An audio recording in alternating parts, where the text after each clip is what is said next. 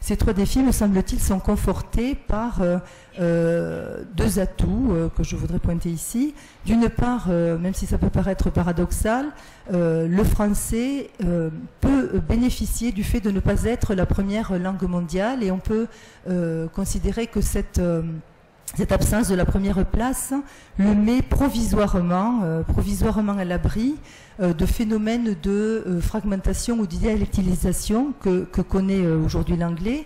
L'exemple le plus flagrant me semble être le Spanglish, cette langue qui se développe dans le sud des États-Unis et dont un chercheur, Ilan Stavans, a produit un dictionnaire. Il a même traduit le Quixote donc en Spanglish, et on voit dans la rue un certain nombre de traces qui montrent que ce parler est en voie d'autonomisation.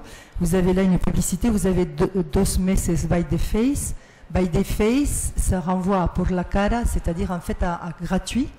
Donc on a une transcription en espagnol d'une expression espagnole, por la cara, qui a été traduite en anglais et qui est transcrite en fait dans une version phonétique, si l'on peut dire, de l'anglais. Donc il me semble que le français, même si on peut considérer que dans les régions où il est en contact avec d'autres langues, il va aussi peut-être évoluer vers un français spécifique. Il est peut-être moins en danger que ne l'est l'anglais. Et deuxième élément qui me semble être un atout pour le français, c'est qu'il dispose d'un réseau de diffusion culturelle et linguistique ancien et toujours vigoureux.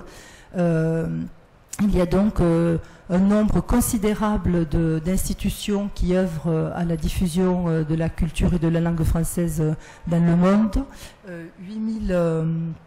8000 personnes qui sont réparties dans 161 services, des instituts de français, et ce qui me paraît peut-être plus important encore, c'est le nombre d'étudiants qui, dans le monde, ne cesse de croître. Donc il me semble que la didactique du français langue étrangère a des défis à relever, mais elle dispose d'atouts qui ne sont pas négligeables. Voilà, je vous remercie de votre attention.